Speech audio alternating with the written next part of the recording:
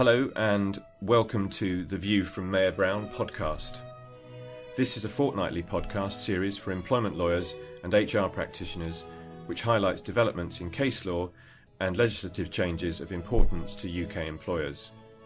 It is presented by Nicholas Robertson, the head of Mayor Brown's London employment team.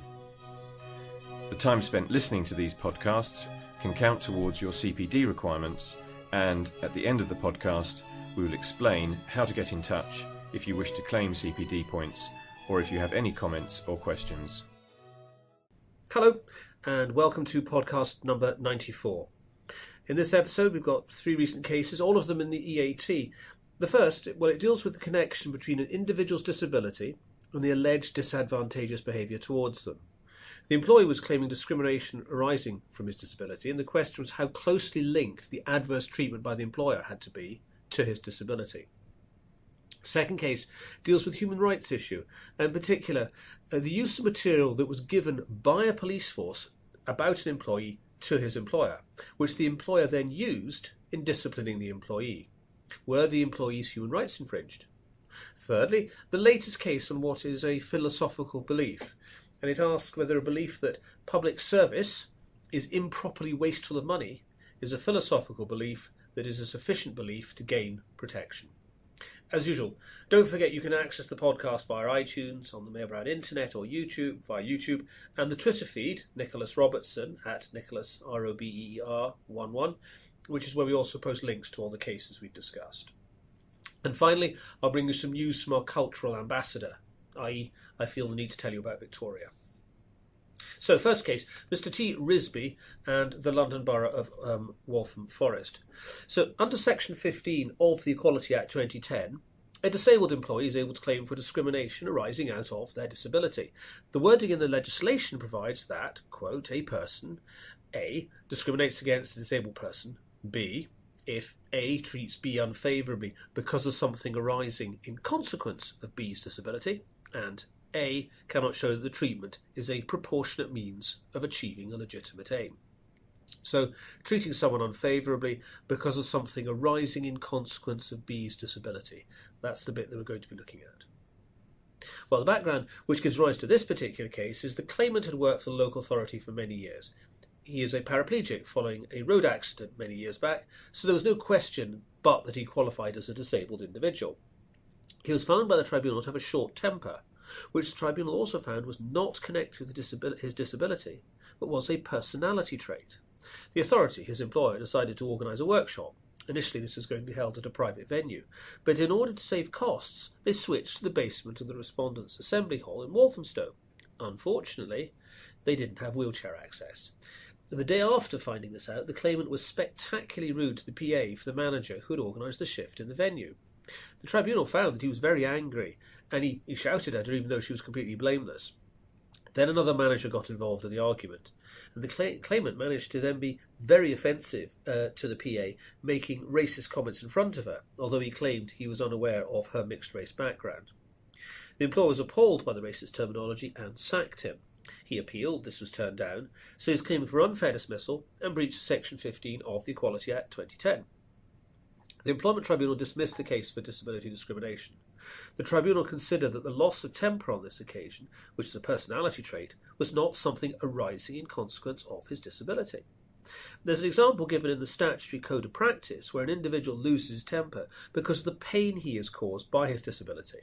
The code says, in that case, that there is linkage if he's then disciplined for loss of temper. There's a linkage between the loss of temper and the disability. Well, that example isn't too hard to follow, I think. But in this case, the tribunal said there was insufficient linkage. They said the loss of temper was not caused by the disability itself. Therefore, the disability claim had to fail. Mr. Risby appealed to the EAT. The EAT referred back to several recent cases, such as Basildon Thurrock NHS Foundation Trust and Weera Singh, where the court established there would need be no direct link between an individual's disability and the adverse behaviour. Here, the EAT said, quote, all that had to be established was that the claimant's conduct arose in consequence of his disability, or that it was an effective cause, or more than one, of his conduct. The EAT said the claimant's anger, which led him to make the offensive comments, was sufficiently linked to his disability. It was sufficiently linked. Had he not been disabled, he would have been able to go to the workshop. He would not have got cross.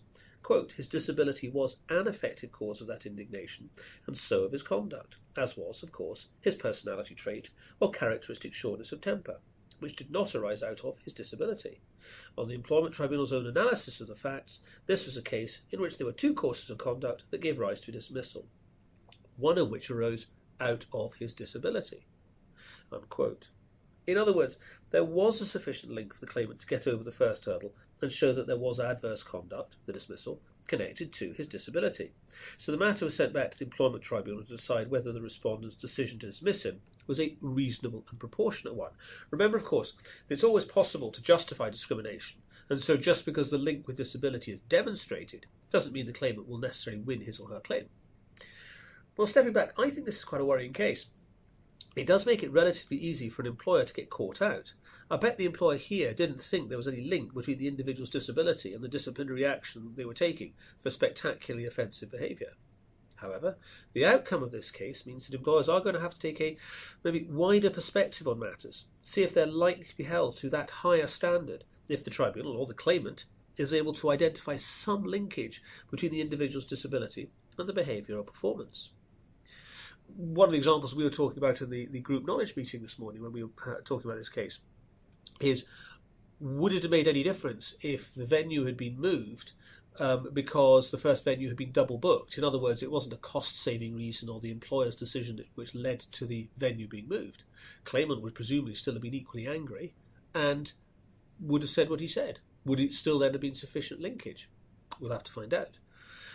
In some cases, of course, the employer may not know the individual is disabled and couldn't be reasonably expected to know, so that it could be much more difficult for the claimant to get over that and then show the linkage. But where the employer knows the individual is disabled, the employer is now going to have to consider very carefully whether there is any way to link whatever it is the employer is complaining about to the disability. So the employer knows ahead of time if the employer will have to justify the decision to dismiss. So that's the case of Mr. T. Risby and the London Borough of Waltham Forest. So next up, yes, okay, but I'm going to do my best with this one. So it's Garamukhanwa, Garamukhanwa, or follow me on Twitter, Garamukhanwa and Solent NHS Trust. This is a slightly unusual case dealing with the question of whether an employer could use material given to it by the police who had investigated one of the employee's staff. The facts, as found by the Employment Tribunal, were that the claimant worked for the trust. He had a personal relationship with a Ms. McLean. When that relationship ended, the claimant, for reasons which are never made clear in the decision, comes to the view that Ms. McLean has started a relationship with another female employee of the NHS Trust. The relationship between the claimant and Ms. McLean broke up in May 2012, and by June 2012, 21st June 2012, a friend of Ms. McLean's is telling him to leave her in peace. The claimant responded on 25th of June by emailing the two women directly, both of whom work for the trust, remember, raising concerns about their alleged relationship and threatening to inform the manager. An anonymous letter had already been sent to the manager, raising concerns about the inappropriate behaviour in the work context between the two women.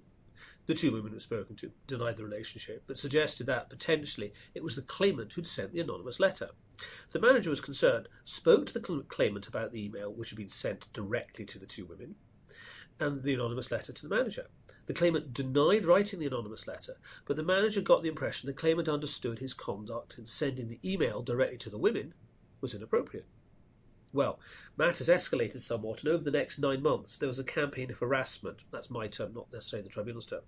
But, for example, someone set up a fake Facebook account to which various work colleagues at the NHS Trust were signed up involuntarily, and then materials critical of the two women were sent out to the Facebook group. A number of the materials distributed were clearly malicious. They caused distress to the two women and disruption in management. One of the women then became concerned that the claimant was stalking her. So in 2013, spring 2013, she goes to the police, makes a witness statement in support of her concerns. The police investigate, but in the end decide not to press charges. However, when the employer decided it needed to investigate matters itself, the police made available to the employer's investigator a certain amount of material which had been taken from the claimant when the police arrested him and raided his house. Photographs found on the claimant's iPhone included the home address of one of the women.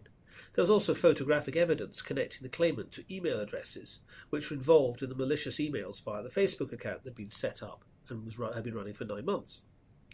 The trust confirmed with the police that the police were happy for the trust to use the material passed to it. The claimant's disciplinary hearing concluded the claimant was guilty of gross misconduct, and in all of this, the key evidence was the material that had been handed over by the police. By the time the case got to the AT, the claimant having lost his claims for unfair dismissal at the Employment Tribunal, the key issue, indeed the only remaining issue, was whether Article 8 of the European Convention of Human Rights meant that the Employment Tribunal should not have taken into account the material from the claimant's iPhone. Article 8 says, 1. Everyone has the right to respect for his private and family life, his home and his correspondence. Article 8.2, there shall be no interference by a public authority over the exercise of this right, except such as in accordance with the law, and as necessary in a democratic society, and the interests of national security, public safety, or the economic well-being of the country for the protection of disorder or crime, for the protection of health or morals, or for the protection of the rights and freedom of others." Unquote. The EAT here supported the Employment Tribunal's decision. They agreed the claimant did not have a reasonable expectation of privacy in these circumstances. The claimant's arguments was that the materials sent over by the police were entirely private and personal to him. He accepted that the police had a right to look at them for the purpose of criminal law enforcement, but he said the employer had no such right to see them or use them. The employer then failed to consider the distinction between public materials, such as the anonymous email which had been sent out to various people, and private material, which included the photographs, which had not been sent out to anyone. Claimant said he had a reasonable expectation of privacy because they were on his personal iPhone. While the EAT agreed with the Employment Tribunal, there was no reasonable expectation of privacy for the claimant in this case. Therefore, it wasn't even necessary to get into Article 8.2. However, the court indicated that had it been necessary, they commented there would have been findings that would have amply supported a conclusion that it was justified to interfere with the claimant's Article 8 rights because of the need to protect health and welfare of other employees. So, had the tribunal addressed 8.2, I think it's quite clear the EAT would have reached the conclusion that the interference was justified. But it fell at the first hurdle because there was no reasonable expectation of privacy. Well, I think the employer here was fortunate. The facts were quite favourable to it. The anonymous emails had an impact on work and work relations. The emails were sent to work addresses of the recipients and in part dealt with work-related matters. Employees of the respondent suffered as a result, and the judgment of the person responsible for sending malicious emails was properly brought into question as a proper concern for the respondent. It was also noted by the court that the claimant hadn't argued the relevant materials should be excluded during the internal disciplinary process, and indeed had at one point volunteered additional material to the respondent, further undermining any suggestion he expected privacy. And finally, from the point at which the claimant had emailed Ms. McLean on the 25th of June 2012, the court said the claimant could not have had any reasonable expectation of privacy, because from that point onwards there must have been an expectation she would complain of feeling harassed by him. The EAT in this case commented the question of whether or not Article 8 is engaged will always be very fact-specific. Yes, clearly, the analysis here shows that. But I do think this case is a very helpful example of a tribunal not allowing attempts to rely on Article 8 to muddy the waters in order to allow an employer to make use of relevant material and come into what was otherwise clearly a fair and reasonable decision. So that's the case of Garamukanwa and Solent NHS Trust. Third and final case, Harron and Dorset Police. This is a case on the continuing development of the law on discrimination on the grounds of philosophical belief. Under the Equality Act 2010, an individual is entitled to be protected against discrimination on the grounds of belief. And belief is defined as, quote, any religious or philosophical belief, and a reference to belief includes a reference to a lack of belief, unquote. As I will explain, the issue here was whether the belief contended for by the claimant amounted to a philosophical belief. The background was that he worked for Dorset Police Force. He asserted he had a belief that the public service was improperly wasteful of money. As a result, he said, of expressing these views, he claimed he'd suffered a detriment, which in turn he claimed was discrimination on the grounds of philosophical belief. So, starting point, the question was whether a belief that the public service is improperly wasteful of money amounts to a sufficient belief to gain protection under the Equality Act. The Employment Tribunal thought it didn't. Well, the key case in this area is Granger plc and others, and Nicholson. And the EAT in that case, the Granger case, identified 5 criteria which could be used to test whether a belief qualified for protection. The belief has to be genuinely held, has to be a belief rather than an opinion or a viewpoint based on the present state of information available. It had to be a belief as to a weighty and substantial aspect of human life and behaviour. It has to attain a certain level of cogency, seriousness, cohesion, importance. And finally, it has to be worthy of respect in a democratic society. Here, the tribunal accepted that the belief was genuinely held, and there was no dispute that the belief was worthy of respect in a democratic society. However, the tribunal felt that the claim failed. It failed to be a belief rather than an opinion or viewpoint, because it wasn't a weighty and substantial aspect of human life, nor did it have a sufficient level of cogency and seriousness. And on those three grounds, those three Granger grounds, it failed. At the AT, there was an attempt by the claimant to say that the underlying European obligation does not refer to a philosophical belief, but merely a belief. However, the AT, in our case, had no problem saying the references to a belief encompassed the 5 criteria. They also pointed out that the 5 criteria form part of the statutory code of practice applicable to the Equality Act, and that's further support for the EAT's position on this. However, the EAT decided the Employment Tribunal had not explained itself clearly enough when it rejected the claimant's claim for protection. They indicated, and in doing so I think they've lowered the bar, they indicated the philosophical belief has to be more than merely trivial. In other words, the bar is set pretty low for the sort of belief that is capable of qualifying. They also said that a belief would be coherent, second of the statistics that it failed on, if it was intelligible and capable of being understood. Clearly, the claimant's view here could be seen as being coherent. The EAT was careful to say they still thought the decision could go either way when they sent it back to the Employment Tribunal. It was open for the Tribunal to conclude this belief was not a sufficient philosophical belief to attract protection. Equally, they accepted that a belief that operated merely in the workplace would potentially be too parochial to gain protection. So the matter was sent back to the same tribunal to reconsider. Well, I think the case indicates the extent to which tribunals, or in this case the EAT, are pushing at the boundaries of what might be a philosophical belief. The Granger criteria are helpful, but if we're dealing with beliefs that are more than merely trivial, step forward all those who put themselves forward as Jedi Knights in the last census, this is setting the bar very low indeed. The danger for an employer is that it may think it is disciplining someone for something that is a matter of bad behaviour, only to be confronted with something that says it's an article of faith or it's a philosophical belief which they are entitled to express. And obviously that's going to raise the stakes quite considerably. So that's the case of Harron and Dorset Police. So that's all for this episode. Thank you very much for listening. We'll have another episode again in 2 weeks' time as we inch our way towards episode number 100. Oh, I did promise you a quick film review of Victoria. For those of you who haven't seen it, it's an amazing film. It's about 2.5 hours long. It's a single camera take, tracing 2.5 hours in the life of a young woman in Berlin. Meets a bunch of people, things happen, it goes from bad to worse. And because you are focused on her the whole time, there's no cutaways, no time passing, it's all done as it is on screen.